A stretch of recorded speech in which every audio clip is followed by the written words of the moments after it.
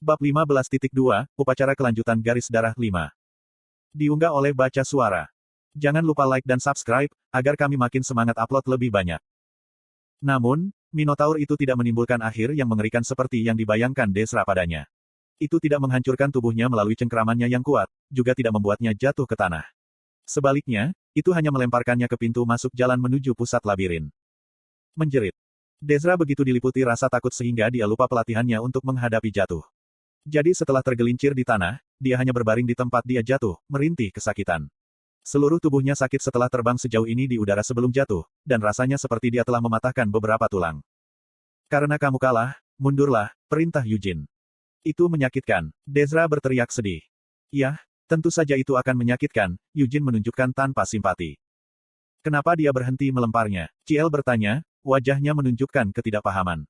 Meskipun dia tidak ingin melihat adegan brutal seperti itu terjadi tepat di depannya, tidak peduli seberapa banyak Ciel memikirkannya, perilaku Minotaur barusan tidak tampak seperti sesuatu yang akan dilakukan monster. Itu karena makhluk di sana bukanlah monster sungguhan, jawab Yujin dengan acuh. Tidak ada alasan mengapa dia harus membunuh kita, sejak saat dia menyerang kita, kita sudah kalah.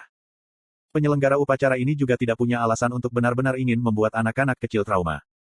Setelah melihat situasi ini terjadi, Cian bangkit dengan senyum santai di wajahnya. Huff. Alih-alih bergegas keluar terlebih dahulu, Anda seharusnya mengenali tempat Anda. Apakah Anda benar-benar berpikir bahwa Anda akan mampu mengalahkan Minotaur? Desra tidak bisa menjawab, dan dia hanya bisa terisak dan meringkuk tubuhnya yang sakit menjadi bola. Cian menyeringai saat dia berjalan melewati Desra ke tengah labirin. Bodoh sekali. Duduk saja di sana dan buka mata Anda lebar-lebar saat saya menunjukkan kepada Anda bagaimana hal itu harus dilakukan. Saya akan membuktikan sekali untuk semua bahwa darah keluarga utama berada pada tingkat yang berbeda dengan keturunan agunan seperti Anda. Petik 2. Cian merasa seperti dia harus memuji dirinya sendiri atas pidato yang luar biasa itu. Tentu saja, kata-kata ini tidak hanya ditujukan untuk Desra, mereka juga ditujukan pada Yujin. Namun, Yujin hanya tersenyum geli, seolah dia melihat sesuatu yang lucu yang dilewatkan Cian. Bajingan, apakah dia benar-benar berpikir bahwa aku tidak bisa membunuh bajingan berkepala sapi seperti itu? Cian menghunus pedangnya dengan gaya eye-catching. Kemudian dia mulai memfokuskan konsentrasinya pada pedangnya. Saat dia melakukannya, mana yang beredar di tubuhnya mulai mengalir ke pedang juga. Pedang cahaya. Desra merasakan kejutan besar menghantamnya. Cahaya redup menyelimuti pedang Cian. Itu pasti cahaya pedang, sesuatu yang hanya bisa dimanifestasikan setelah mana Anda dilatih ke tingkat tertentu. Desra secara pribadi tahu betapa kuatnya cahaya seperti itu. Itu pada dasarnya adalah bilah mana yang bisa memotong apapun yang disentuhnya. Dia kadang-kadang melihat ayahnya membungkus cahaya pedang yang setara dengan tombak di sekitar tombaknya dan menggunakannya untuk menembus balok besi besar seolah-olah itu adalah sepotong tahu. Jika kamu berlatih keras setelah kamu kembali dari upacara kelanjutan garis darah, kamu juga akan dapat memanifestasikan cahaya pedang, ayahnya memberitahunya sebelum dia pergi ke rumah utama. Untuk mengaktifkan sinar cahaya pedang sekecil apapun, Anda harus melatih mana Anda setidaknya selama 10 tahun. Namun, Cian hanya 1 tahun lebih tua darinya dan sudah bisa memanifestasikan cahaya pedangnya. Fakta ini membuat Desra sangat frustrasi. Haha, Cian tertawa ketika dia keluar dari fokusnya. Cian senang melihat Desra shock. Sayangnya, dia tidak bisa mempertahankan cahaya pedang untuk waktu yang lama dengan jumlah mana yang dia miliki. Namun, dia tidak butuh waktu lama untuk mengiris bajingan berkepala sapi bodoh ini menjadi beberapa bagian. Dengan gaya berjalan percaya diri, Cian mendekati Minotaur. Hah?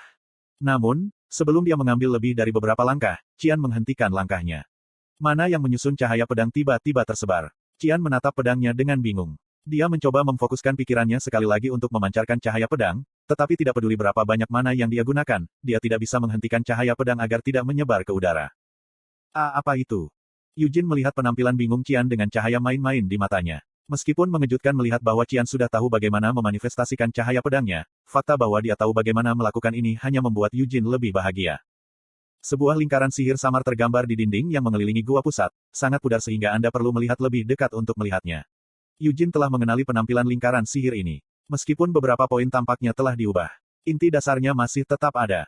Ini adalah lingkaran sihir yang memotong semua penggunaan mana dalam jangkauannya. 300 tahun yang lalu, Siena telah menggunakan lingkaran sihir yang sama ini untuk melawan beberapa penyihir iblis. Siapa yang mengira bahwa mereka akan memasang lingkaran sihir semacam ini di tengah labirin? Karena keturunan agunan tidak melatih mana mereka, satu-satunya target lingkaran sihir ini adalah anak-anak dari keluarga utama. Yah, dia memang mengatakan bahwa dia akan menilai kita berdasarkan kualitas yang kita warisi, bukan konsentrasi darah kita. Gilead adalah orang yang mengatakan ini, dan dia benar-benar mewujudkan kata-katanya. Biasanya, keturunan agunan tidak akan pernah bisa menang melawan anak-anak dari garis lurus. Namun, bagaimana jika anak-anak dari keluarga utama tidak bisa lagi menggunakan mana? Tidak tahu harus berbuat apa, Qian dengan ragu mundur. Minotaur hanya berdiri diam dan memperhatikan Qian saat dia melakukannya. Hanya, apa yang sebenarnya terjadi? Mengapa cahaya pedang tidak aktif? Meskipun aku masih punya banyak mana. Saudara laki-laki, Ciel memanggil Qian. Konten iklan. Bahu Qian berkedut mendengar suaranya. Bisakah dia benar-benar mengalahkan Minotaur tanpa menggunakan cahaya pedang? Qian menelan ludah. Dia bahkan tidak bisa menyerap mana lagi ke dalam tubuhnya. Itu berarti dia tidak akan bisa mempertahankan dorongan kekuatan fisiknya untuk waktu yang lama. Apakah dia benar-benar memiliki kesempatan? Jika Anda pikir Anda akan kalah, maka kembalilah. Jangan sia-siakan pantatmu karena keras kepala, teriak Eugene sambil mencibir. Suara menjengkelkan itu. Qian menggigit bibirnya dengan kuat. Dia tidak punya tempat untuk mundur. Jika dia mengakui bahwa dia tidak bisa melakukannya dan berbalik sekarang. Hayya! Melepaskan raungan keras, Qian menyerang Minotaur. Seperti terakhir kali, Minotaur baru mulai bergerak setelah Qian menyerbu masuk. Meskipun dia tidak bisa memanggil cahaya pedangnya, gerakan Qian jauh lebih cepat daripada gerakan Desra. Minotaur mengayunkan tangannya. Qian menghindari tangan Minotaur dan menyelam ke dalam jangkauannya dengan susah payah. Kemudian, dengan seluruh kekuatannya, dia mengayunkan pedangnya. Dentang. Pedang Qian mengiris Minotaur. Namun, ini hanya meninggalkan luka kecil pada kulit monster itu. Sambil menahan rasa sakit di pergelangan tangannya karena mundur, Qian terus mengayunkan pedangnya dengan keras. Qian sangat putus asa. Saat dia nyaris lolos dari serangan Minotaur dengan menghindar di sana-sini, dia terus menebas dan menusuk dengan pedangnya. Namun, tidak ada serangannya yang benar-benar melukai Minotaur. Itu jauh lebih kuat dari semua monster yang dia hadapi sampai sekarang. Kaki. Aku harus memukul kakinya. Napas Qian sudah tegang. Hanya menimbulkan luka dangkal sejauh ini, dia jauh dari mengalahkan monster itu. Dia harus melakukan serangan yang menentukan. Sebagai permulaan, itu terlalu besar, jadi dia harus menurunkannya entah bagaimana.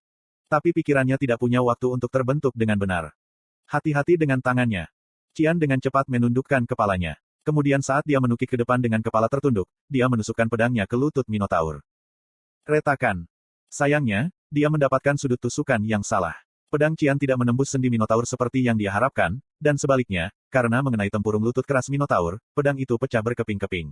Saat dia melihat ini terjadi, mata Qian dipenuhi dengan air mata keputusasaan. Tapi mereka bilang itu tidak akan pecah. Saat pedangnya patah, Qian dengan kesal mengeluh kepada Lovelian di kepalanya, seperti yang telah dilakukan Desra. Sayangnya, apa yang terjadi selanjutnya juga identik dengan pengalaman Desra. Tangan besar Minotaur itu melingkari Qian dan melemparkannya ke pintu masuk. Huer. Untungnya, Qian mampu mengendalikan jatuhnya untuk meminimalkan kerusakan. Namun, dia terlempar sejauh ini, dan tubuhnya sangat lelah, sehingga dia tidak dapat sepenuhnya mengurangi kekuatan lemparan itu. Keluar dari gulungannya, Qian menggeliat di tanah saat dia mencoba meraih punggungnya yang berdenyut. Gah! Dia mengerang. Kau juga kalah? Eugene menggoda Qian sambil tertawa kecil. Qian tidak bisa menjawab apa-apa, jadi dia hanya bisa menggigit bibirnya karena malu. Aku tidak akan bertarung, Ciel langsung berkata. Pedang cahayanya tidak bekerja karena itu, kan? Jari Ciel menunjuk ke lingkaran sihir yang telah tertulis di dinding. Oh, Eugene berseru dalam hati, terkesan. Sepertinya dia benar-benar memiliki mata yang lebih baik daripada kakaknya. Bagaimana mungkin saya mengetahuinya? Eugene berkata sambil tersenyum sambil berdiri. Setelah melihat kakaknya dengan mata yang menunjukkan campuran kekhawatiran dan geli, Ciel kembali ke Eugene. Bisakah kamu menang? Dia bertanya padanya. Aku harus mencobanya, katanya, dan dengan jawaban ini, Eugene berjalan keluar untuk menemui Minotaur. Meskipun dia mungkin berbicara dengan rendah hati, Eugene tidak berniat kalah.